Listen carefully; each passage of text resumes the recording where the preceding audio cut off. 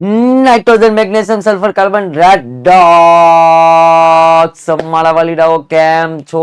મજામાં? દરેક વિદ્યાર્થી મિત્રોનું વિદ્યાકુલ ગુજરાતી સાયન્સ ચેનલ ની અંદર હું ભાર્ગવ સખી આપ સર્વનું હાર્દિક હાર્દિક હાર્દિક હાર્દિક હાર્દિક સ્વાગત કરી રહ્યો છું. First of all Radhe Radhe, જય શ્રી કૃષ્ણ, હર હર મહાદેવ મહાદેવ. કેમ છો? ધોરણ 11 ના ઘુઘવાટા કરતા આ બીકર બ્લાસ્ટ કરો. ધોરણ 11 ની જે પરીક્ષા આવી રહી છે અને આ પરીક્ષાની તનતોડ દરેક વિદ્યાર્થી મિત્રો પરીક્ષાની તૈયારી કરી રહ્યા છે. અને વિદ્યાર્થી મિત્રોને ઘણી બધી કોમેન્ટો એવી હતી કે સર અમને સેક્શન ડી એટલે કે 4 ગુણના જે ક્વેશ્ચનો છે સાહેબ અમને 4 ગુણના ક્વેશ્ચનો આઈએમપી ક્વેશ્ચનો અમને પ્રોવાઈડ કરો. તો વિદ્યાર્થી મિત્રો આજે હું તમારી સમક્ષ લઈને આવ્યો છું સેક્શન ડી એટલે કે 4 ગુણના. તમે સ્ક્રીન ઉપર જોઈ શકો છો વાર્ષિક પરીક્ષા 2026 ધોરણ 11 રસાયણ વિજ્ઞાન મોસ્ટ આઈએમપી 4 માર્ક્સના ક્વેશ્ચનો. વિદ્યાર્થી મિત્રો ભૂલ્યા વગર સ્ક્રીનશોટ પાડવાનું ભૂલતા નહીં. સ્ક્રીનશોટને સાથે સાથે લેતા જજો. ઓકે, દરેક ક્વેશ્ચનો અહીંયા હું તમને આપી રહ્યો છું. ઓકે, તો સ્ટાર્ટ કરીએ વિદ્યાર્થી મિત્રો. ચાલો, આપણી પાસે છે વિદ્યાર્થી મિત્રો ચેપ્ટર નંબર 2 અને એ ચેપ્ટર નંબર 2 એટલે પરમાણ્વીય બંધારણ. તો આ પરમાણ્વીય બંધારણની અંદર 4 ગુણમાં જોવા જઈએ તો રુથરફોર્ડનો આલ્ફા કણના પ્રકીર્ણન.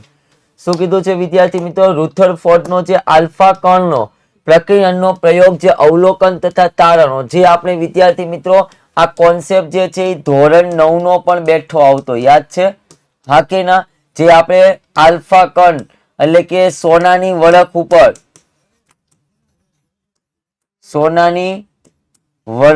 શું કર્યો હતો? માળો ચલાવ્યો હતો. ઓકે, ત્યારે આપણે ખબર હતી કે 12,000 અથવા તો કેટલા 20,000 આલ્ફા કણે એક કણનું શું થતું હતું? વિચલન થતું હતું. તો ભાઈ આ ક્વેશ્ચન આપણા માટે ખૂબ કેવો છે? મહત્વનો છે.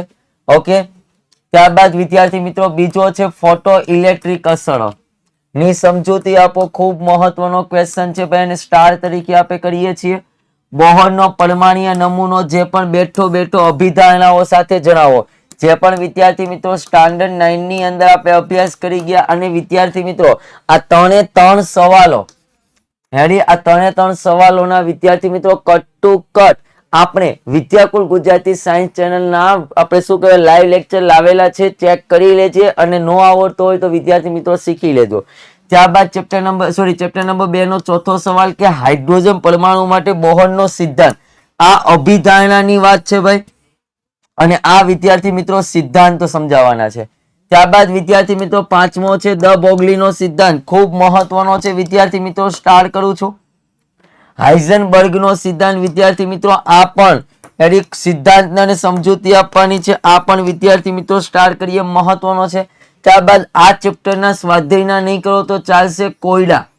કોયડા બધા જ અથવા તો વિદ્યાર્થી મિત્રો તમને સ્કૂલની અંદર જે કાંઈ સ્વાધ્યાયના દાખલા કરાવ્યા હોય તે, કારણ કે દરેક સ્કૂલની અંદર ચેપ્ટર નંબર જે 2 છે એમાં સ્વાધ્યાયના દરેક દાખલા નથી, પોતપોતાની સ્કૂલની અંદર જે કરાવ્યા હોય છે તે. એટલે ભૂલ્યા વિના આ બાબતની ખાસ કાળજી રાખજો. સ્ક્રીનશોટ લેવો હોય તો વિદ્યાર્થી મિત્રો લઈ લેજો. ત્યારબાદ વિદ્યાર્થી મિત્રો આગળ જોઈએ ભાઈ. ચાલો, સેક્શન તમને હું બી પણ આપી દીધો, સેક્શન સી પણ આપી દીધો. આજે હું તમને સેક્શન ડી પણ આપી દઉં છું. પણ વિદ્યાર્થી મિત્રો આપણે થિયરી કરના પોર્શનની અંદર આપણે પૂરેપૂરા માર્ક્સને કવર કરી લેશું, પણ આપણા માર્ક્સ કપાય છે ક્યાં? સેક્શન એ એટલે કે હેતુલક્ષીમાં.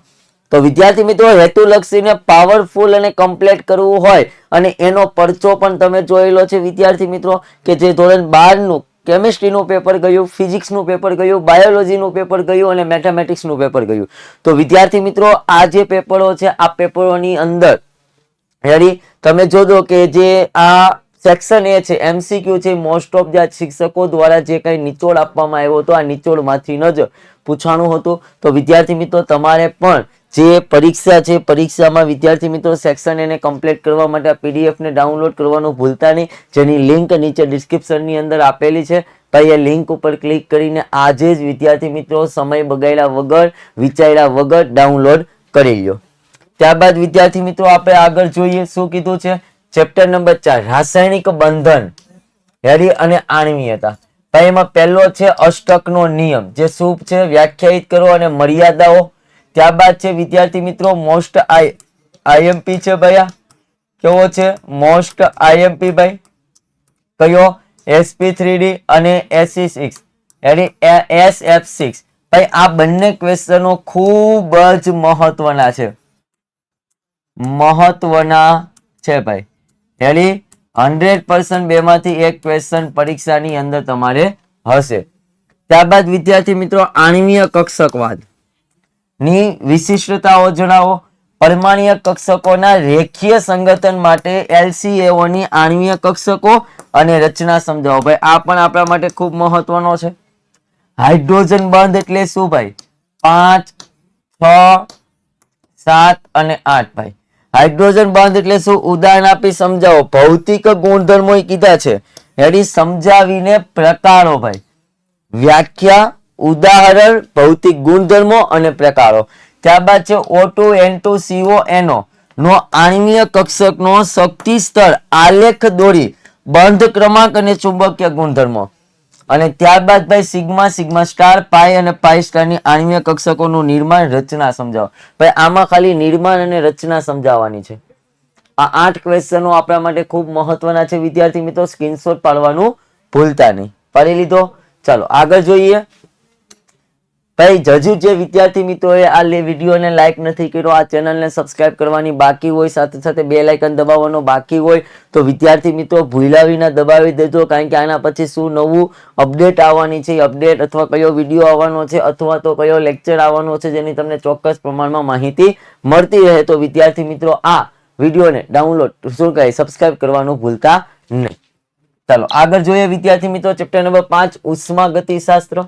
ઓકે, પહેલો ક્વેશ્ચન મોસ્ટ આઈએમપી ભાઈ. ડેલ્ટા એન્થાલ્પી U બરાબર P ડેલ્ટા V સાબિત કરો ભાઈ. આનો આપણે આખો લેક્ચર છે ભાઈ, કટ ટુ કટ. હેન્સનો નિયમ ભાઈ, આ પણ મોસ્ટ આઈએમપી છે. આનો પણ આપણે વિદ્યાકુલ ગુજરાતી સાયન્સ ચેનલમાં વિડીયો મૂકેલો છે.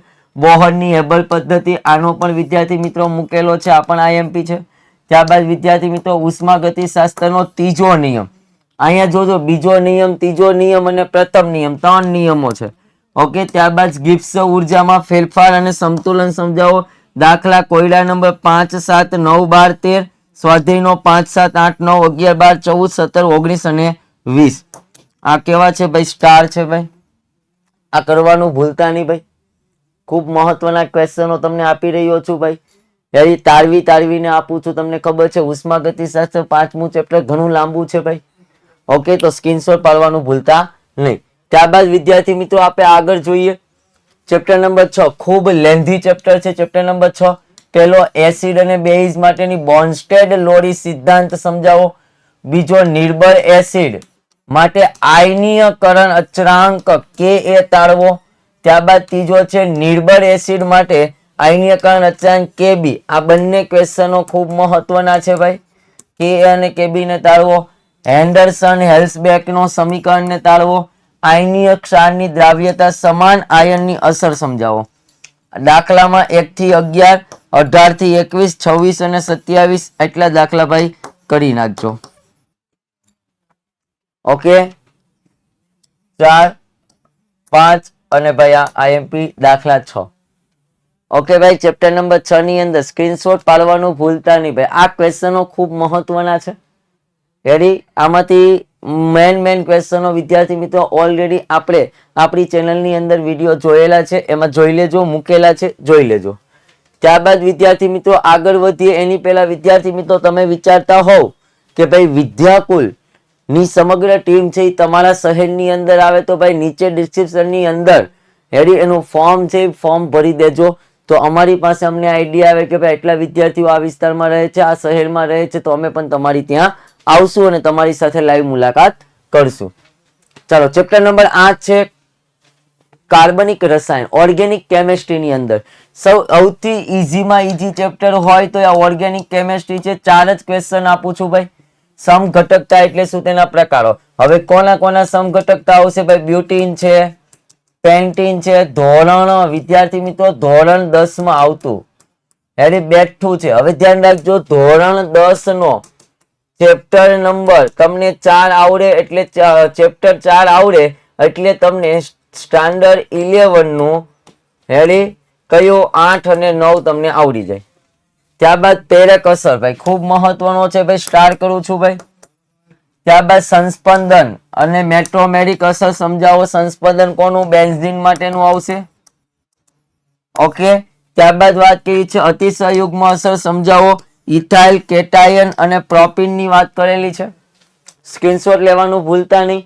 અને ત્યારબાદ વિદ્યાર્થી મિત્રો ચેપ્ટર નંબર 9 હાઇડ્રોકાર્બન, ધોરણ 10 નું ચેપ્ટર નંબર 4. કયું? ધોરણ 10 નું ચેપ્ટર નંબર 4 બેઠું. ઓકે, પેલું આલ્કિન સંયોજનોની બનાવટ માટેની સામાન્ય પ્રક્રિયા. બીજું છે સમમિતીય આલ્કિન સંયોજનો, HBr યોગશીલ પ્રક્રિયા, માર્કોવ-નિકોવના નિયમ દ્વારા સમજૂતી. ભાઈ ધુરંધર નામનો જે લેક્ચર છે, ધુરંધર, આ લેક્ચર ખાસ જોજો એટલે તમને ખ્યાલ આવી જશે. ત્યારબાદ પ્રતિ માર્કોવ-નિકોવ અને પ્રતિ માર્કોવ-નિકોવના નિયમની ક્રિયાવિધિ, પેરોક્સાઇડ માટે અને ખારાશની અસર. ભાઈ ધુરંધર લેક્ચર જોજો, ખૂબ મહત્વનો છે ભાઈ. ઓકે, અને આલ્કાઇલ સંયોજનોની બનાવટ ખૂબ મહત્વના છે ભાઈ. આ પણ આપણા માટે ખૂબ મહત્વનો છે ભાઈ. ખ્યાલ આવે છે? યસ કે નો? સ્ક્રીનશોટ લેવાનું મારા વાલીડા ભૂલતા નહીં. ખૂબ મહત્વના ક્વેશ્ચનો ભાઈ, જે તમને પરીક્ષાની અંદર તમને ક્યાંક ને ક્યાંક 110% આમાંથી તમને સેક્શન ડી જોવા મળશે. આ એમ તમને નથી આપી રહ્યા અમે, આ અમે રિસર્ચ કરીને તમને પ્રોવાઈડ કરીએ છીએ ભાઈ. ઓકે, ત્યારબાદ ભાઈ હજુ જે વિદ્યાર્થી મિત્રોએ આ ચેનલને સબસ્ક્રાઇબ ના કરી હોય, દરેક વિદ્યાર્થી મિત્રો ચેનલને સબસ્ક્રાઇબ કરવાનું ભૂલતા નહીં. ઓકે, આગળ જોઈએ ભાઈ. હજી મેં તમને હમણાં આગળ પણ વાત કરી, અત્યારે પાછી વાત કરી રહ્યો છું. જે વિદ્યાર્થી મિત્રોએ હજુ આ પીડીએફ ને ડાઉનલોડ નથી કરી, નીચે લિંક આપેલી છે ડિસ્ક્રિપ્શન ની અંદર, ભાઈ ડાઉનલોડ કરી લે. તારા માટે સેક્શન એ ખૂબ મહત્વનો બની જશે. અને તારો સેક્શન એનો જે કઈ ડર છે, હેતુલક્ષીમાં જે કઈ ડર, કારણ કે દરેક બાળકોના માર્ક્સ કપાય છે ક્યાં? હેતુલક્ષીમાં. અને આ હેતુલક્ષીના દરને સંપૂર્ણ પ્રમાણમાં દૂર કરવા માટે હેડી આ વિદ્યાકુલના સમગ્ર સાયન્સ ટીમ દ્વારા વિદ્યાર્થી મિત્રો આ સરસ મજાની હેડી એક નિચોડ પોતાની અંદર જે છે એ સેક્શન એમાં અહીંયા પીડીએફ બનાવેલી છે અને તમારા સુધી પહોંચાયેલી છે. તો ભાઈ ડાઉનલોડ કરી લે, હજી જે વિદ્યાર્થી મિત્રોને ડાઉનલોડ કરવાની બાકી હોય તે. ओके અને એટલા માટે જ વિદ્યાર્થી મિત્રો કહેવાય છે કે अब गुजरात बोर्ड के हर बच्चों के दिल में रूल किसका? विद्याकुल का. रूल किसका? विद्याकुल का. અને એટલા માટે જ કહીએ છીએ કે ગુજરાતના વિદ્યાર્થી મિત્રો માટે વિદ્યાકુલ સદા સહાય છે. તો વિદ્યાર્થી મિત્રો આજના આ સેક્શન ડી એટલે કે 4 ગુણના મોસ્ટ આઈએમપી ક્વેશ્ચનનો લેક્ચર અહીંયા સુધી રાખીએ છીએ.